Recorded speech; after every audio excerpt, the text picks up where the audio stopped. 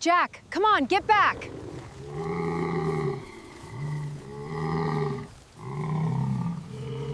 Jack had owned this ranch long before the luxury community appeared next door. The HOA thought their neighborhood rules somehow extended onto his property. The gates were old, sturdy, and essential to keeping the pasture controlled. Then one morning, Jack noticed something was very wrong. The HOA had sent a crew without properly understanding what the gates protected. Linda claimed the gates were an eyesore and had to be removed. Jack calmly warned Linda that removing the gates would create a serious problem. Linda dismissed him and insisted the HOA had already made its decision. By noon, the first gate was completely removed. Jack watched silently as the barrier protecting the pasture disappeared. For the first time in years, the pasture had a completely open entrance. Jack knew the problem wasn't the fence. It was what could wander through the opening. That evening, Jack spotted movement on the far side of the property. A small group of wild bison was moving slowly toward the valley. The herd was much larger than Jack first realized, and their natural path was leading directly toward the open ranch entrance. Jack immediately understood what the HOA workers had accidentally created. Without the gates, the ranch no longer controlled a natural route through property. The herd continued moving naturally across the property. The open route eventually led them toward the HOA's carefully maintained golf course. Golfers suddenly noticed enormous dark shapes moving across the fairway. Within moments, everyone realized the shapes were bison. Linda was in the clubhouse when the first emergency call came in. The message was simple. There are bison on the course. The bison weren't attacking anyone. They were simply following their natural path, but their presence had made the golf course unusable. The HOA board held an emergency meeting within the hour.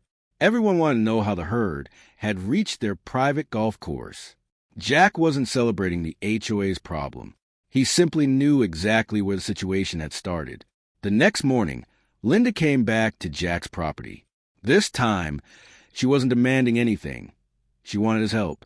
Standing beside the empty gate posts, Linda finally understood what had happened. The barrier the HOA had removed was part of Jack's livestock and wildlife management system. Jack explained that the opening created a direct corridor between the properties. The bison had simply followed the easiest available route. For the first time, Linda stopped arguing and started listening. The HOA had changed something they didn't understand, and nature had exposed a mistake. Wildlife professionals were brought in to handle the situation safely.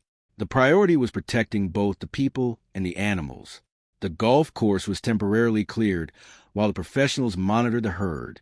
No one was taking unnecessary risks around animals this large. Eventually, the herd continued toward open land beyond the community. The golf course slowly became quiet again.